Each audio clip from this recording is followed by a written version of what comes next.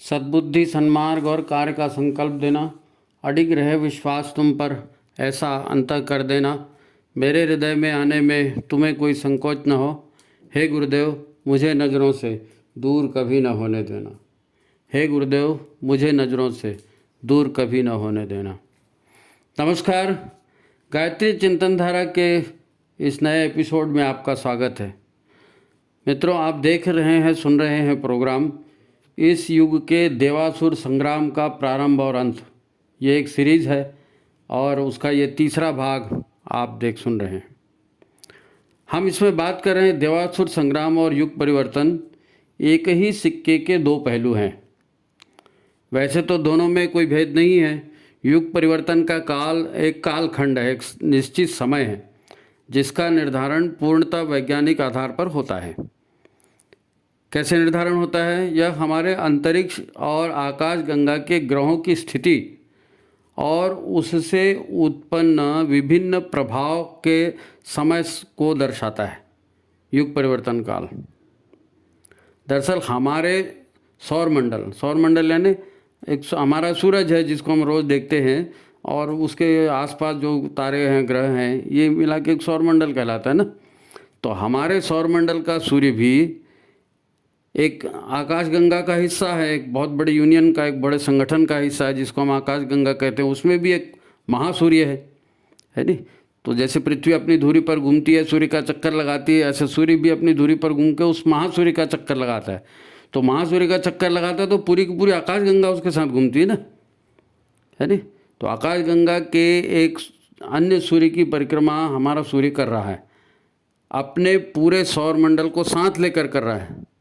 तो उस महासूर्य से हमारी पृथ्वी पर, यहाँ के वातावरण और यहाँ के जीवन पर जो प्रभाव पड़ता है, उसके आधार पर उस पूरे परिपथ को, उस पूरे रास्ते को 4 भागों में बांटा गया है।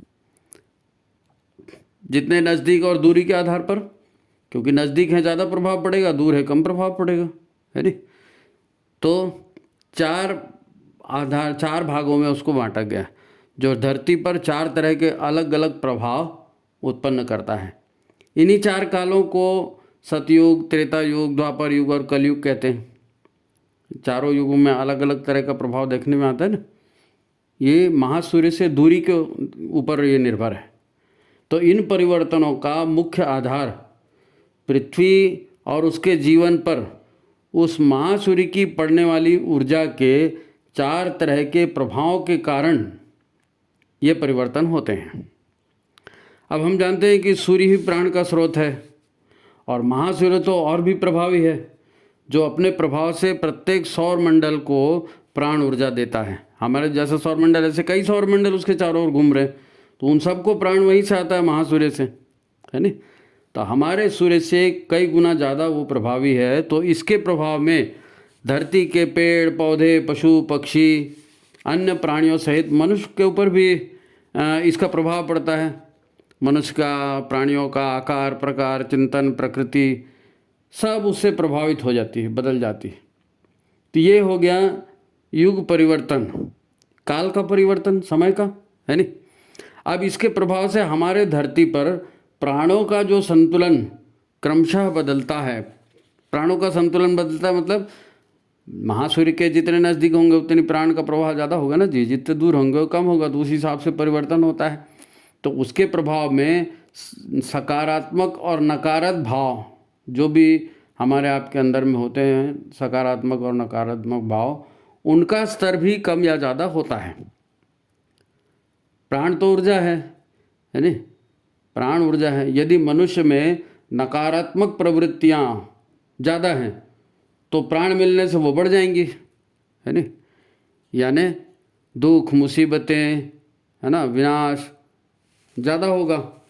और यदि देव प्रवृत्तियाँ अधिक हैं तो देव प्रवृत्तियों का विस्तार होगा, है ना। और सकारात्मक प्रवृत्तियाँ तो वे इस ऊर्जा के प्रभाव से बढ़ेंगी और उभरेंगी, है। नकारात्मक प्रवृत्तियाँ भी उभरेंगी, सकारात्मक भी उभरेंगी, संघर्ष होगा उनमें। अच्छाई और बुराई में संघर्ष होता ही है ना। इन्हीं के प्रभाव से नवसृजन और दैवी प्रभाव में बढ़ोतरी होती है या उनका विनाश होता है। इसलिए आज के समय के बारे में हमारे ब्रह्म ऋषि कहते हैं कि मनुष्य जागे, जागरण की बात करते हैं ब्रह्म ऋषि। मनुष्य जागे और अपने आप को जाने कि वो सामान्य मनुष्य नहीं है। सामान्य प्राणी जो धरती पर घूम रहे हैं, 4 पैर वाले, 2 पैर वाले, 32 पैर वाले, उस तरह का मनुष्य प्राणी नहीं है, बल्कि मनुष्य क्या है, भटका हुआ देवता है। इसीलिए अपने आप को जानने के लिए कहते हैं ब्रह्म ऋषि, क्योंकि अपने आप को जानेंगे नहीं तब तक हमको करना क्या है ये समझ में नहीं आएगा ना। मैं क्या हूँ ये समझ में आएगा तो मुझे क्या करना है ये भी समझ में आएगा। इसीलिए हमारे ब्रह्म ऋषि ने सबको देख करके, सारे युग को, सारे विज्ञान को देख करके हमारे सामने में कहा है कि बेटा मनुष्य एक भटका हुआ देवता है, तो अपने आप को जानो, है नहीं। तो उन्हें भी यही लगा था कि यदि मनुष्य अपने आप से प्रश्न करे और अपने आप की खोज करे कि मैं कौन हूँ, तो अधिक लाभ इस युग परिवर्तन का उठाया जा सकता है। आपको समझ में आ जाएगा मैं कौन हूँ, तो जो ऊर्जा आएगी आपको उसका उस हिसाब से सदुपयोग करेंगे, है नहीं। मनुष्य अपने को देवता मानेगा तो देवत्व को बढ़ाएगा, है नहीं। अनैतिक आचरण उसको खुद ही हानिकारक लगेगा। अरे ये मैं क्या कर रहा हूँ, टाइम वेस्ट कर रहा हूँ, तो नहीं करेगा वो टाइम वेस्ट, है नहीं। व्यर्थ का समय गंवाना उसको सहन नहीं होगा, व्यर्थ का टाइम वो नहीं करेगा। उसको मालूम है मैं देवता हूँ, ये घटिया काम मेरे को नहीं करना है, तो नहीं करेगा ना वो। हम तो हमारा दिल जो करता है, हमारी अंतरात्मा जो आवाज़ देती है उसी को करते हैं ना। तो अतिरिक्त मिल रहे प्राण का वह अपने विकास में उपयोग करेगा। ये जो युग बदल रहा है, युग बदलने के साथ साथ जो अतिरिक्त प्राण ऊर्जा धरती पर आ रही है विस्फोटों के माध्यम से, उसका वो किस में उपयोग करेगा, अपने विकास में, आत्मा के विकास में। अब हमारे ब्रह्मर्षि देवासुर संग्राम शब्द का उपयोग भी इसी के साथ करते हैं, क्योंकि हमारे भीतर जन्मों के कलुषित संस्कार नकारात्मक ऊर्जा के रूप में जड़ जमाए बैठे हैं, है नहीं। अब उन संस्कारों को, नकारात्मक ऊर्जाओं को आप दबा तो नहीं सकते, दबा नहीं सकते, तो फिर वो नष्ट कैसे होगी, प्रज्ञा के जागरण से, है नहीं। इसलिए हमारे ब्रह्मर्षि कहते हैं प्रज्ञा के जागरण से उन्हें छोड़ा जा सकता है, या प्राण ऊर्जा बढ़ा करके, प्राणवान बन करके उन प्रवृत्तियों को अपने भीतर से भस्म भी किया जा सकता है। तो गुरुदेव ने जो कुछ भी कहा है कि मैं क्या हूँ, मनुष्य भटका हुआ देवता है, युग परिवर्तन हो रहा है, देवासुर संग्राम, इसका अर्थ हमको समझना पड़ेगा। इसका अर्थ नहीं समझेंगे तो इस बेहतरीन समय का हम उपयोग कैसे करेंगे, है नहीं। तो 2 ऑप्शन हमारे पास हैं। अब अगर गुरु पर श्रद्धा है, विश्वास है, तो अपनी पात्रता बढ़ाने का ये स्वर्णिम अवसर है नहीं। इसलिए कहा गया कि स्वयं भगवान हमारे गुरु, परम सौभाग्य हमारा है। तो गुरु हमारे भगवान स्वयं आए हैं, ये बड़ा सौभाग्य है। तो हम अपनी पात्रता बढ़ा लें और अपने आत्मा की उन्नति कर लें। मित्रों, हमने शीर्षक दिया है कि पिछले 300 वर्षों के इतिहास में राक्षसी प्रवृत्तियां अचानक क्यों तेजी से बढ़ती गईं। ये हमारा मेन हेडिंग है ना। आपने देखा था कि राक्षसी प्रवृत्तियां अचानक क्यों तेजी से बढ़ती गई। तो अब आप समझ रहे होंगे कि इसका संबंध युग परिवर्तन काल से भी है और देवासुर संग्राम से भी। एक बात याद रखी जाए कि देवासुर संग्राम हमारे मन में भी चलता है और हमारे बाह्य परिवेश में भी चलता है। हम भीतर की प्रेरणा, अपने संस्कारों को कार्य में लाते हैं भीतर की प्रेरणा से, है नहीं। हम बाहरी यानी पारिवारिक, सामाजिक, वैश्विक सभी घटनाओं से भी बड़ा प्रभावित होते हैं। ये भीतर की प्रेरणा, बाहर भी प्रेरणा, दोनों जगह प्रेरणा है। उसी के आधार पर हम निर्णय करते हैं फाइनल कि हमको करना क्या है। देखो, मनुष्य के लिए 4 तरह के पुरुषार्थ हमारे यहाँ कहे गए हैं।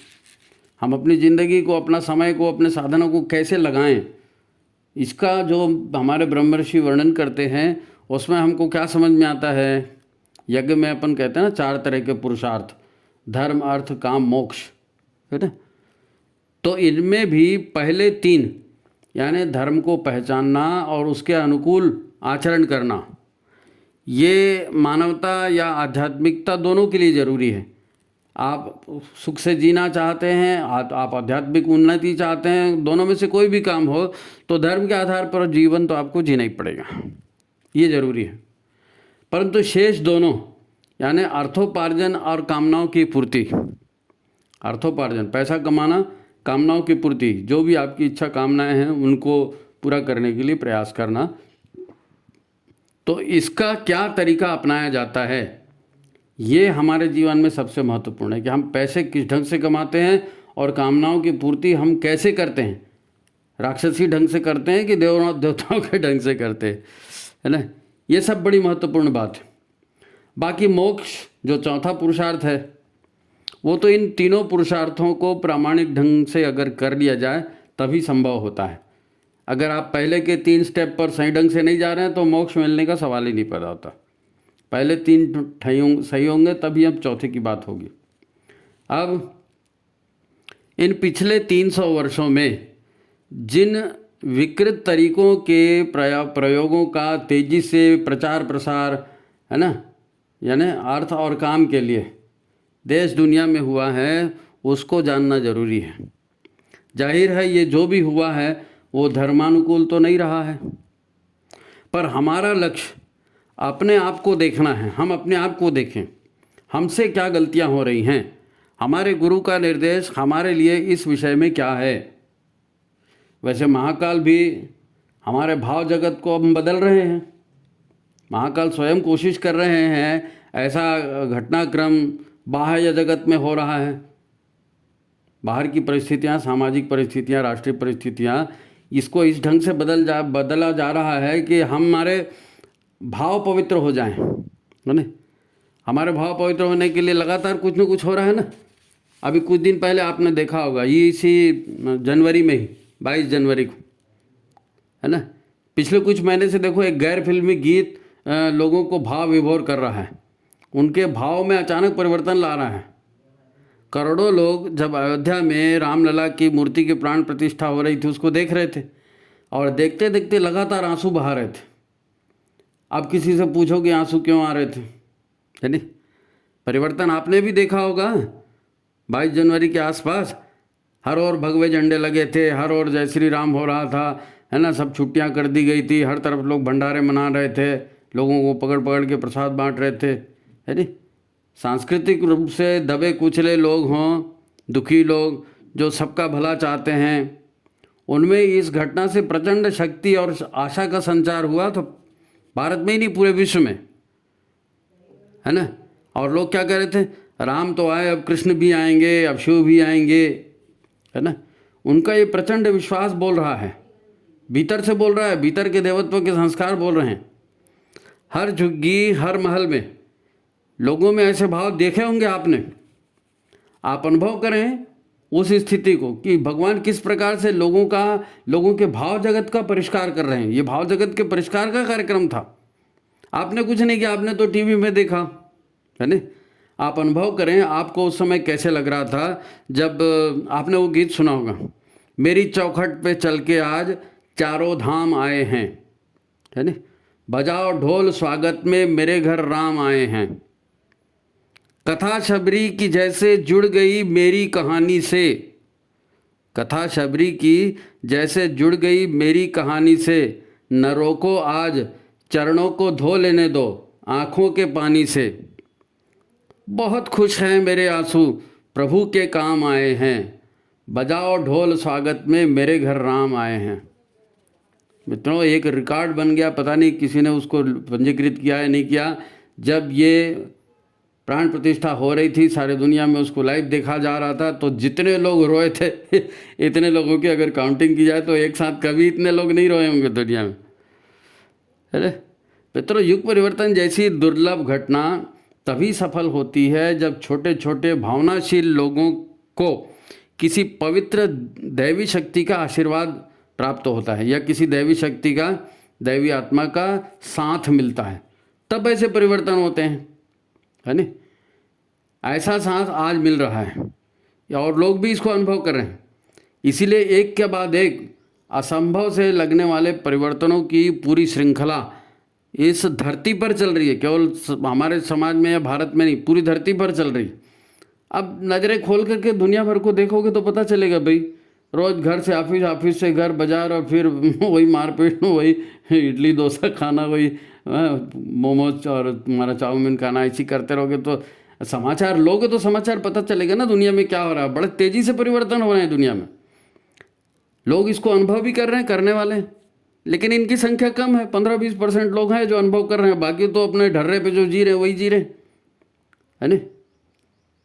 अब लेकिन 15-20% लोग हैं, विश्वास तो कर रहे हैं ना, अनुभव तो कर रहे हैं ना, आप और हम उसमें शामिल हैं।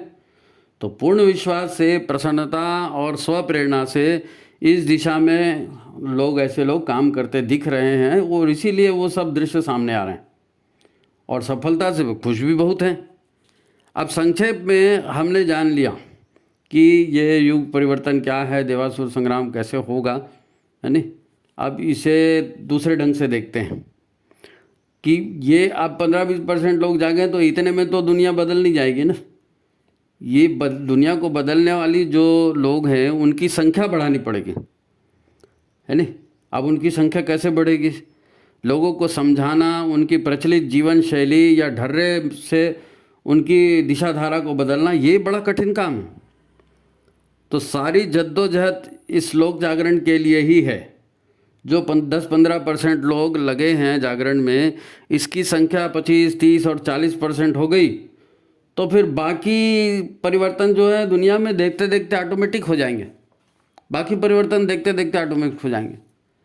मानवता के पिछले 300 वर्षों के इतिहास में ये राक्षसी प्रवृत्तियां अचानक क्यों बढ़ गई, यानी इसी बात का हम चिंतन कर रहे हैं। तो पता चलता है कि जैसे हिमालय की सूक्ष्म चेतना या सूक्ष्म सत्ता, जिसको हम कहते हैं हिमालय की, ये सकारात्मक या दैवी परिवर्तनों के लिए सक्रिय है, उसी प्रकार, ध्यान से सुनिए, उसी प्रकार इसके विपरीत भी शक्तियां सक्रिय हैं। विश्व में गुप्त आसुरी शक्तियां भी एक संगठित तौर पर काम कर रही हैं, और पिछले 300 वर्षों में यही प्रवृत्तियां कैसे जन्मी, कैसे बढ़ी, इसको समझना जरूरी है। इसको समझना बड़ी जरूरी है। अभी तक हमने बहुत सहा है ना। इनसे मुक्ति का एक मार्ग यही है कि इसको पहचान लिया जाए कि आसुरी वृत्ति कैसे बढ़ रही है। अब आप तो इसका इतिहास जानते हैं ना। 5000 साल पूर्व जब कलयुग आया था और राजा परीक्षित से उनको कहा गया था, वो सारा प्रसंग अपन पिछले अंकों में दे चुके हैं। हम लिंक दे देंगे, आप पिछली कड़ियों को देख लेना, है नहीं। लिंक डिस्क्रिप्शन बॉक्स में डाल देंगे पिछले इसको, तब ये क्लियर होगा ना। ये सीरीज चल रही है नहीं। तो ये जागरण का जो काम है, ये धीरे धीरे हम अपने आप को आसुरी ढंग से बदलते आए हैं, क्योंकि आसुरी प्रवृत्तियां प्रभावी होती हैं। राजा ही दुष्ट है, राजा ही बेईमान है, लोग, बड़े लोग ही बेईमानी कर रहे हैं, तो धीरे धीरे छोटे लोग भी बेईमानी करते जाते हैं, है ना। और सहन करते हैं, नई इच्छा होती है फिर भी उनको करना पड़ता है मजबूरी में, क्योंकि बड़े लोग कर रहे हैं या समाज में वही चल रहा है, तो क्या करें। तो जो छोटे लोग हैं वो मजबूरी में इसको सहन करते करते आ रहे हैं। लेकिन अब ये इतना विनाशक हो गया है कि हमारे परिवार टूट रहे हैं, हमारा स्वास्थ्य बिगड़ रहा है, हमारी सारी कमाई उसी मेंटेनेंस में चली जा रही, फिर भी हम ठीक खुश नहीं हो पा रहे हैं। तो सहते सहते जो है हमारी स्थिति बहुत ख़राब हो गई। मित्रों, उत्तर प्रदेश के एक स्थान है जहानाबाद, वहाँ के एक कवि थे। मैं उन कवि को यहाँ पर उद्धृत करना चाहता हूँ। वो कवि का अब तो नहीं है, उनका देहांत हो गया, लेकिन उस कवि का नाम था अग्निवेश शुक्ल। अग्निवेश शुक्ल। ये उस समय की बात है जब राम जन्मभूमि मुक्ति आंदोलन का शंखनाद हुआ था, और देश भर में जो है राम जन्मभूमि की मुक्ति के लिए राम जानकी रथ यात्राएँ और सारे कार्यक्रम हो रहे थे। तो उस समय उनकी राष्ट्रीय भावना से युक्त, देशभक्ति से युक्त ओजस्वी कविताओं का बड़ा जोर था। तो जहाँ भी कवि सम्मेलन होते थे वहाँ अग्निवेश शुक्ला को, जो जानकार थे, वो बुलाते थे, और जहाँ भी कवि सम्मेलन में उन्हें बुलाया जाता था, लोग उनकी एक कविता की फरमाइश बार बार करते थे, बार बार मांग करते थे। और वो कविता की कुछ पंक्तियाँ याद है मेरे को कि महाकाल प्रलयंकर का त्रिशूल उठाकर हाथों में, एक बार तो कहो हिंदुओं हिंदुस्तान हमारा है। महाकाल प्रलयंकर का त्रिशूल उठा के हाथों में, एक बार तो कहो हिंदुओं हिंदुस्तान हमारा है। बड़ी ओजस्वी कविता थी उनकी। उसकी एक पंक्ति का यहाँ विशेष रूप से उल्लेख करना चाहता हूँ, प्रासंगिक है इसलिए बता रहा हूँ। इसके मर्म को समझ लेंगे तो बात की गंभीरता समझ में आएगी। वो पंक्ति है, सहते सहते आज तुम इस मुकाम पर आ पहुँचे, सहते सहते आज तुम इस मुकाम पर आ पहुँचे कि इसके आगे खतरे में पूरा अस्तित्व तुम्हारा है। तो एक बार प्रलयंकर का, महाकाल प्रलयंकर का त्रिशूल उठा के हाथों में एक बार तो कहो, हिंदुओं हिंदुस्तान हमारा है। ये इशारा उस ओर हो रहा है कि देवत्व हमारे भीतर है, देवत्व हमारे भीतर है, हम उस ढंग से जीना भी चाहते हैं।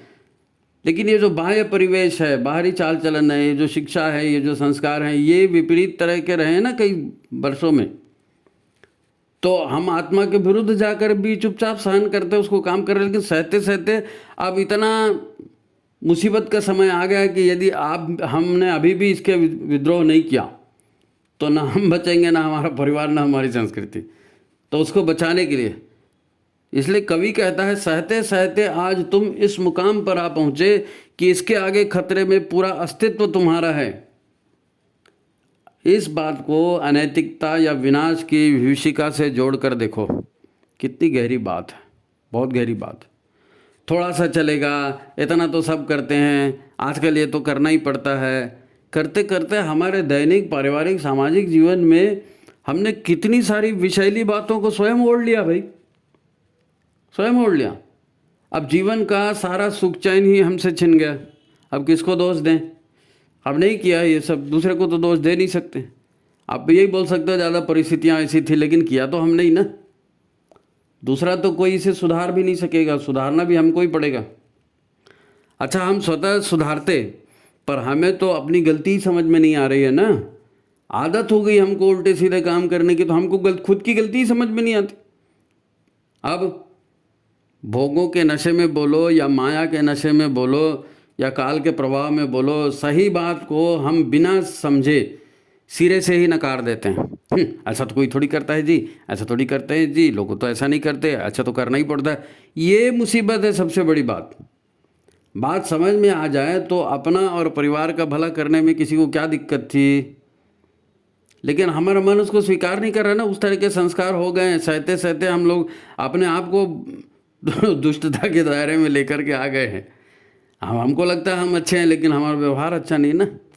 अच्छा, पिछले 500 वर्षों से धीरे धीरे परिवर्तन होते गए और हम सुधार के नाम पर एडजस्ट करते गए, परंतु पिछले 80-100 साल में हालात इतने तेज़ी से क्यों और कैसे बदले, ये जान ले तो शायद बात समझ में आ जाएगी। अब पिछले 80-100 साल में मतलब 47 में भारत आज़ाद हुआ नहीं, तो आज़ादी के कुछ पहले से लेके अभी तक समझ जाओ आप, बहुत बहुत बहुत ज़्यादा तेज़ी से हालात बदले। कितना वैज्ञानिक आविष्कार हुआ, शोध हुआ, रीति रिवाज परंपराएं सारी की सारी आमूल चूल बदल गए। परिवार छर्री दरी टूट टाट गया है ना, दाम्पत्य जीवन टूट गया, वो बहुत सारा आपने देखा होगा। देखो, मूल बात यह है कि आसुरी या राक्षसी प्रवृत्ति का विकराल स्वरूप ये हुआ है। मतलब स्वार्थ, अहंकार, लूट, निर्दयता, हिंसा और हर तरह के अनाचार का बिल्कुल बेलगाम हो जाना है ना। वो एक फिल्म आई थी 50 साल पहले, हम बात कर रहे, हम बात ये सारी चीज़ें समझनी पड़ेगी ना भाई। हमको क्या लगता है, ये गुंडा है, ये नेता है ना, ये प्रभावी व्यक्ति है, ये बाजार का रूल है, तो क्या करें, वैसे ही करना पड़ेगा है नहीं।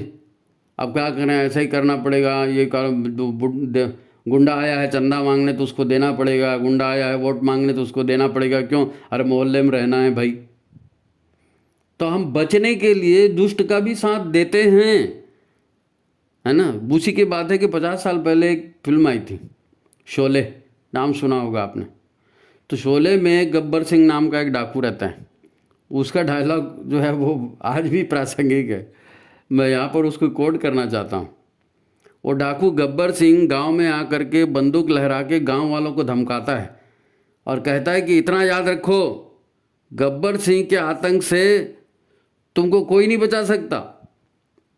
ये आतंक तो तुमको झेलना ही है। गब्बर सिंह के आतंक से तुमको एक ही आदमी बचा सकता है और वो है खुद गब्बर सिंह। इसलिए जान बचानी है तो चुपचाप वही करते चलो जो मेरे आदमी कहते हैं। अब आज यही होता है ना, यही होता है। दमदार आदमी, उसको बचना है तो हम उसको नमस्ते करते हैं, उसको चंदा देंगे, उसको अध्यक्ष बना देंगे, उसको सम्मान देंगे, क्योंकि मालूम है इसको सम्मान नहीं दोगे तो हमारा जीना हराम कर देगा। अब गब्बर सिंह को हम खुद ही पाल रहे हैं ये मतलब। खैर ये तो फिल्म की बात है, पर ये जंगल का कानून, यानी जो हम करें सो कायदा। अब आसुरी आतंक तो ऐसा ही होता है ना, ताकत वाला मौत की धमकी देकर सब कुछ करा लेता है। आपको ये सब स्मरण करवा रहे हैं क्योंकि आज से 5000 वर्ष पूर्व जो महाभारत युद्ध हुआ था वह केवल हस्तिनापुर और कुरुक्षेत्र तक सीमित नहीं था, वो बहुत विनाशक था। और वहाँ से आपके पतन की जो प्रक्रिया सीरियली चल रही है पिछले 5000 सालों से, इन दिनों उसमें बहुत ज़्यादा गति आई है, बहुत ज़्यादा गति आई। यानी महाभारत युद्ध केवल हस्तिनापुर और कुरुक्षेत्र में नहीं लड़ा गया, ये तो पूरा मध्य एशिया, मिस्र, अफ्रीका, यूरोप और अमेरिका तक इस युद्ध में झुलसे थे। अनेक दिव्यास्त्रों का इस महायुद्ध में उपयोग हुआ था। कई लोग कहते हैं अरे महाभारत हुआ दिल्ली में, हस्तिनापुर, वहाँ इतना मैदान ही नहीं है जी, वहाँ कहाँ से लड़ाई हुई होगी। इतने लाखों लोग बोलते हैं 18 अक्षौणी सेना कैसे मर गई वहाँ पे। अरे तो भैया ये युद्ध पूरा फैल के हुआ था। आप दिव्यास्त्र का क्या अर्थ लगाते हो? दिव्यास्त्र एक धरती के कोने से दूसरे कोने तक प्रभाव डालने वाले अस्त्र थे, इनका उपयोग हुआ था। विश्व की अनेक राज सत्ताएं और अनेक सभ्यताएं नष्ट हो गई। आज दुनिया का ग्लोब उठा के देख लो, ये इटली की वो सभ्यता थी, ये रोमन सभ्यता थी, ये फलाना थी, किसी समय बहुत थी, अभी क्या हो गया? नहीं नष्ट हो गई। काहे से नष्ट हो गई पता नहीं, वो बताते ही नहीं ना आपको काहे से नष्ट हो गई। ये उस महाभारत के दौरान जो जिन दिव्यास्त्रों का उपयोग हुआ था उनका प्रभाव है।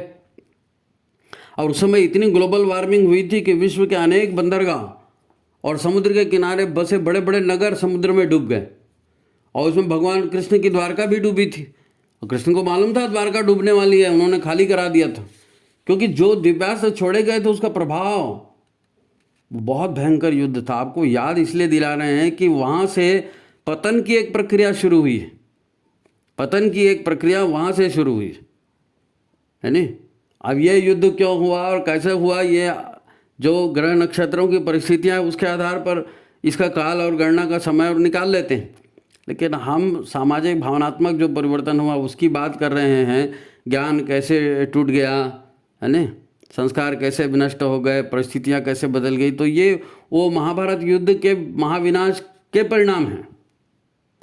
हालांकि इसके बाद महाराजा परीक्षित ने राज्य संभाला था, परंतु इतने बड़े महाविनाश के बाद पुनर्निर्माण बहुत कठिन था, क्योंकि सामाजिक स्थितियां बदल गई थी। पुरुष वर्ग लगभग समाप्त हो गया था, हर क्षेत्र में इसका दुष्पार्य जो है दूरगामी परिणाम हुआ। पुरुष वर्ग समाप्त हो गया, सैकड़ों वर्ष लग गए है ना। इस दौरान 4 बड़ी बातें हुई।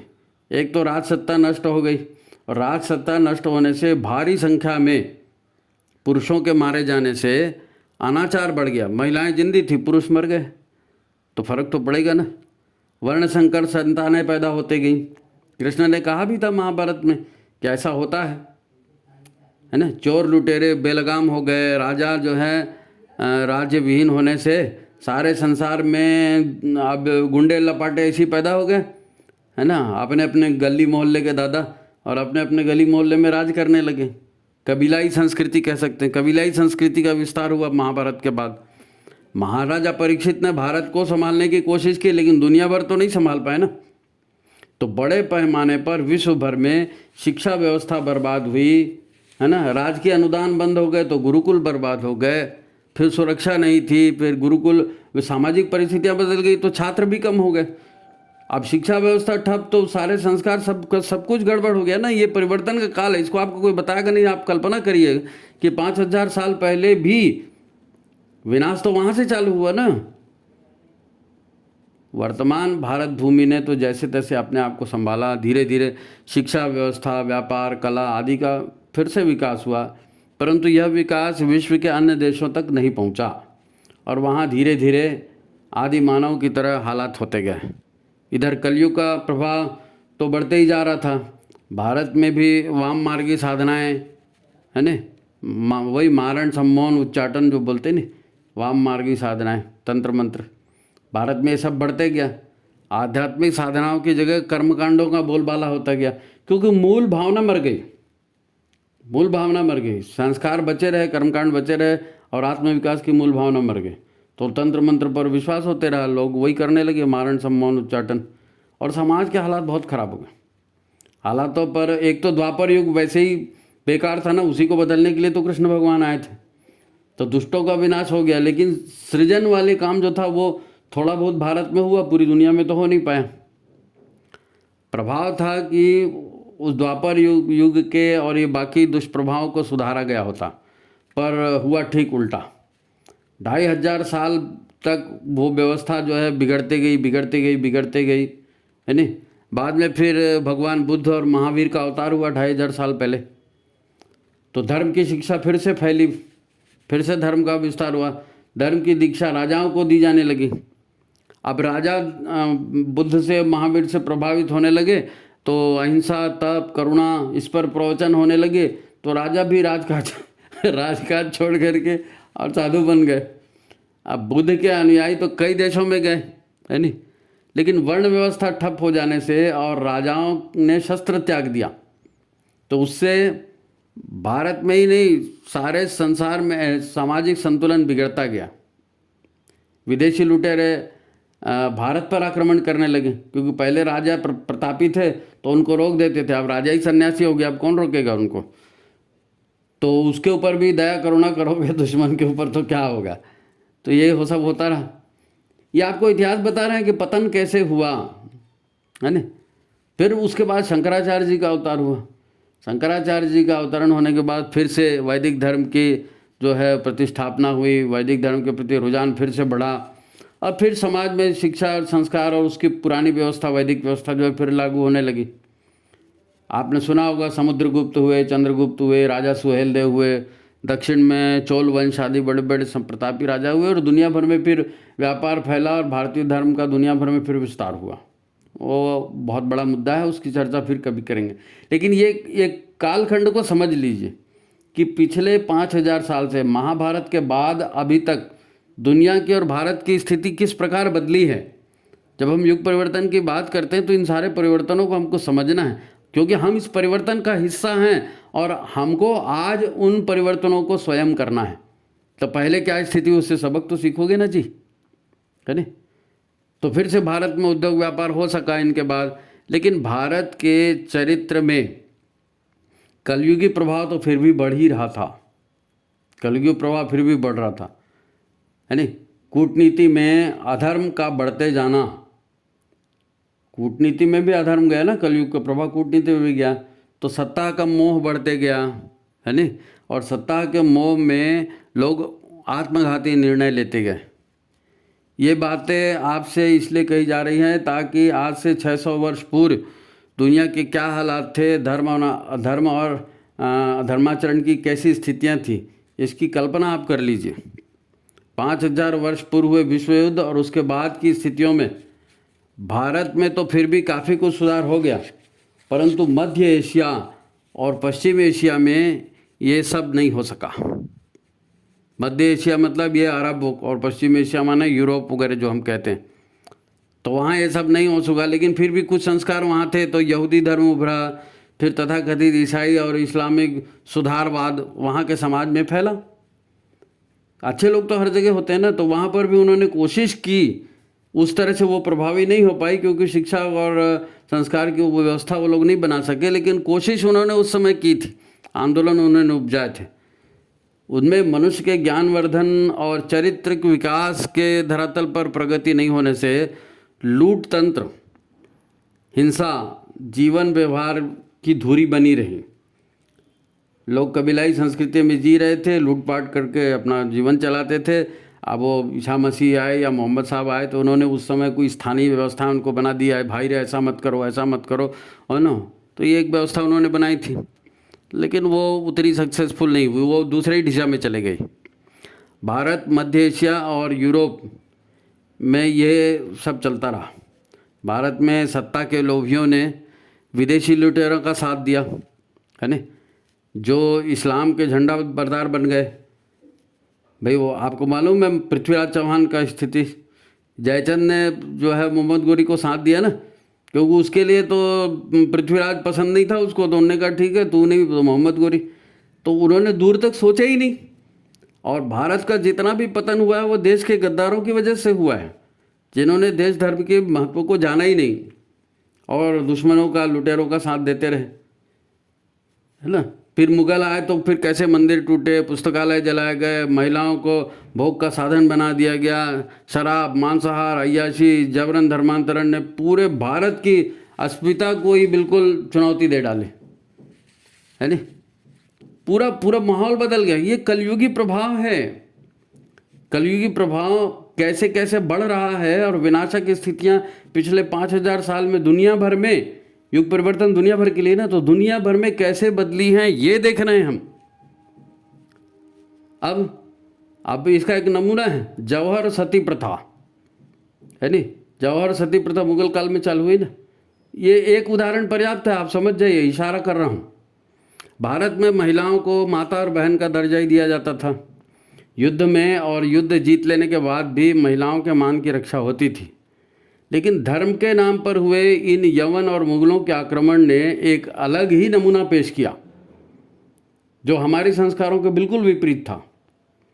इस्लाम और गैर मुस्लिमों से युद्ध को इस्लाम में कहते हैं, शब्द है उसके लिए जिहाद। तो वो भारत में जब लूट कर रहे थे, लड़ रहे थे, तो वो उनके लिए तो आक्रमण तो था ही, वो जिहाद का पवित्र कर्तव्य भी उसको मानते थे। उनके धर्म की किताब में वही जिहाद वैसे लिखा है नहीं। तो ये जिहाद की लड़ाई में जीत का सारा माल और दुश्मनों की महिलाएं, उनकी पूरी संपत्ति, ये उनके लिए हलाल थी। हलाल थी मतलब जायज़ थी, जैसे भगवान का प्रसाद होता है उससे जायज़ थी। क्या जायज़ थी? दुश्मनों का पैसा और महिलाएं। अब मुगलों को युद्ध में जीत मिल जाती थी, मुगलों को यदि युद्ध में जीत मिल जाती थी तो क्या हाल होता था? धन संपत्ति लूटती थी, मंदिर टूटते थे, वो तो ठीक है, महिलाओं के इज्जत से, सतीत्व से भी भयंकर खिलवाड़ होता था। यानी महिलाएं अगर तलवार हाथ में लेके मुगलों से लड़ गई तो उनके शव से बलात्कार, अगर वो जहर खा लें तो उनके शव से बलात्कार, क्योंकि उनको बड़ा हौस था राजा की राजकुमारी रानियां हम उनके साथ सहवास करें, तो हमारी डेड बॉडी भी उनके हाथ में नहीं आनी चाहिए। इसलिए ये जौहर प्रथा शुरू हुई, इसलिए सती प्रथा शुरू हुई, क्योंकि महिलाओं के लिए मान सम्मान। और भाई भारत में तो महिलाओं की क्या स्थिति, यत्र नार्यस्तु पूज्यन्ते रमन्ते तत्र देवता। पतन कितना भी हो, लेकिन आज भी ये जो माँ बहन की गाली जो दी जाती है, क्या है? कोई माँ से बहन से ऐसा दुर्व्यवहार करता है क्या? भारतीय व्यक्ति, हिंदू व्यक्ति इसकी कल्पना भी नहीं कर सकता। ये सब पश्चिम से लोग लेके आए थे, इस तरह के संस्कार, हिजड़ेबाजी, बच्चेबाजी, ये सब वो लोग करते थे। लेकिन जीत के बाद में समाज की दुर्गति उन्होंने उसी ढंग से की। अरे पर्दा प्रथा से ये सब पश्चिमी आक्रमण के साथ ये सब प्रथाएं घुसी ना हमारे इसमें। ऐसा रोकने वाले भी हुए, ऐसा नहीं है हिंदू समाज इतना मतलब गया गुजरा कभी था ही नहीं। देवभूमि भारत में हमेशा ये वीर प्रसूता जमीन कही गई है, तो यहाँ हुए, सिख धर्म बना, है ना, महाराणा प्रताप हुए, छत्रसाल हुए, शिवाजी महाराज, और फिर पूरा पेशवा साम्राज्य हुआ, है ना। सब जी जान से लड़े थे, नहीं लड़े थे ऐसे नहीं, परंतु कलयुग की जो धारा थी वो तो ब्रेक नहीं हुई ना। पौरुष आपने दिखा दिया, बाकी सारे परिवर्तन एकाएक तो नहीं होते ना। कलयुग की जो 5 शक्तियाँ थी, जुआ, शराब, हिंसा, वैश्यावृत्ति, है ना, सेक्स की हवस, सोना और ऐश्वर्य की हवस, सत्ता की भूख जिसको बोलते हैं। आज भी तो लोग सत्ता की हवस में ही देश को लूट रहे हैं। तो ये सारा जो कलयुगी प्रभाव था ये तो चला आ रहा था ना। यहाँ भारतीय समाज हारते गया। अब आज के हमारे पारिवारिक और सामाजिक हालत आप देख रहे हैं ना, ये हालात और भी तेज़ी से बिगड़ रहे हैं, कलयुग के द्वारा बिगड़ रहे हैं। ठीक, हमारे संस्कार खराब हो गए, उससे भी ठीक। और आसुरी शक्तियाँ विश्वव्यापी स्तर पर आज भी इसको और बुरा करने में लगी हैं, इस स्थिति को समझना पड़ेगा कि देवासुर संग्राम हम ये कह रहे हैं, ये आंतरिक भी है, बाह्य भी है। हमारे हालात तेज़ी से नहीं बिगड़े तो हमको क्या क्या करना पड़ेगा, इसकी जानकारी तब पता चलेगी जब हम इतिहास से और वर्तमान से कुछ सीखेंगे, उसको जानेंगे, तब ना। जागरण क्या है? आत्म जागरण और समाज का भी जागरण है, वातावरण की पहचान है नहीं? आज आप एक काम करो, गूगल की जानकारी लो। ये जो भारत पर आक्रमण हुए, ये ईसाइयत का आक्रमण हुआ, इस्लाम का आक्रमण हुआ। तो ईसाई और इस्लाम का उद्भव किन परिस्थितियों में हुआ था, और इनके तथाकथित धर्म ग्रंथ और इनके आचरण किस टाइप के थे, हिस्ट्री देखोगे तब तो आपको वर्तमान समझ में आएगा ना, ये दोनों पंथ कैसे चलते थे। इनके पैगंबरों के आधार पर ये चलते हैं, ऐसा कहा जाता है ना। ईसा मसीह और मोहम्मद साहब, उनकी बेइज्जती हम नहीं कर रहे, लेकिन उसके आधार पर ये चलते हैं, ये ऐसा कहा जाता है। तो आप ज़रा गूगल करिए, और गूगल करके टाइप करिए क्रिश्चियन बाइबल कब बनी, क्रिश्चियन बाइबल। तो गूगल क्या कहता है, 1450 से 1455 के बीच पहली लिखित बाइबल सामने आई। तो 1450-1455 के पहले आप क्या कर रहे थे? 1500 साल तक। ऐसे ही कुरान है, कुरान को भी आप देख लीजिए। मोहम्मद साहब के जाने के 633 हिजरी बाद, मतलब मोहम्मद साहब से हिजरी सन शुरू होता है ना, तो 633 हिजरी में पहली कुरान नाजिर की गई पहली कुरान, 633 साल। प्रश्न यह है कि तब तक सैकड़ों वर्ष बीत चुके थे मोहम्मद साहब को और हजरत साहब को हुए।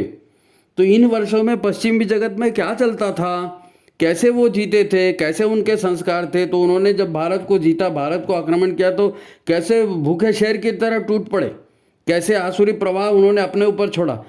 हमको कहा कि तुम घटिया हो, सपेरों का देश है भारत, फलाना है ठिकाना है, भारत में ये खराब, भारत में वो खराब, और सब तोड़ दो, सब नष्ट कर दो। यही तो सब कर रहे हैं ना, पश्चिमी सब अच्छा। ये जो आक्रमण, सांस्कृतिक आक्रमण है, इसकी धुरी को समझना पड़ेगा। हम जाते हैं कि ईसा मसीह और मोहम्मद साहब दोनों कोई सामान्य मौत नहीं मरे। आप इनकी जीवनी पढ़िए, ये कोई सामान्य मौत नहीं मरे। ये जहाँ गए थे सुधार के लिए, उन्हीं लोगों ने इनको मारा, और फिर उनके नाम से 600 साल और 1500 साल बाद इन्होंने उनका धर्म चलाना शुरू किया, तो इनके पीछे कारण क्या थे? सन 1700 के बाद की जो स्थितियां भारत में बनी हैं, 1700 इसलिए कह रहे हैं कि तब तक इस्लामी आक्रमण भी हो चुका था और ईसाइयत आक्रमण, पश्चिमी देशों का आक्रमण भी हो चुका था। तो इन 300 वर्षों में और भी ज़्यादा तेज़ी से परिवर्तन हुआ है। कलयुग की चाल जो स्वाभाविक थी वो तो थी ही, ये कलयुग के कलयुगी वातावरण को और ज़्यादा विषाक्त बनाने वाली बातें हुई ना 1700 साल के बाद, ईस्वी सन 1700 के बाद। तो इन 300 वर्षों में क्या क्या हुआ, ये सब देखना पड़ेगा जी। आज हम युग निर्माण की बात कर रहे हैं, धरती पे स्वर्ग लाने की बात कर रहे हैं, तो बुराई कहाँ है, कहाँ तक वो हमारे भीतर घुसी है, कैसे घुसी है, तो वो अगर हम जानेंगे तो हम बचेंगे ना उससे। युग परिवर्तन ऐसी थोड़ी हो जाएगा जी, मनुष्य में देवत्व ऐसे आ जाएगा क्या? प्रज्ञा जागरण करना और स्वेच्छा से उसका त्याग करना, ये हमारा हेतु है, ये हमारी नींव है नहीं? तो आपको इन सब को जानना पड़ेगा। आपको एकाएक शायद विश्वास ना हो, इसलिए इसकी पृष्ठभूमि पूरी की पूरी बताने और समझाने का प्रयास कर रहे हैं, क्योंकि अब ये समय बहुत कम है हमारे पास, है नहीं? तो समय चूँकि कम है, तो ज़्यादा से ज़्यादा इसको गंभीरता से लिया जाए। और पिछले अंक अगर आपने नहीं देखे सुने हैं पिछले एपिसोड, तो उसके लिंक हम डिस्क्रिप्शन में डाल रहे हैं, आप उन लिंक को भी ओपन करिए। मैं जानता हूँ कि ये बहुत ज़्यादा लोगों को रुचिकर नहीं लगेगा, लेकिन युग परिवर्तन की बात को समझना तो पड़ेगा, महाकाल की बात को समझना तो पड़ेगा, ब्रह्मर्षि की बात को समझना तो पड़ेगा। उन्होंने भी किताब लिखी थी ना, समस्त विश्व को भारत के अजस्र अनुदान। तो समस्त विश्व की स्थितियों को आप जानिए, ठीक है? तो लिंक हम दे रहे हैं, है ना, डिस्क्रिप्शन में। आप देखिए, खोलिए, लोगों को शेयर कीजिए, बताइए।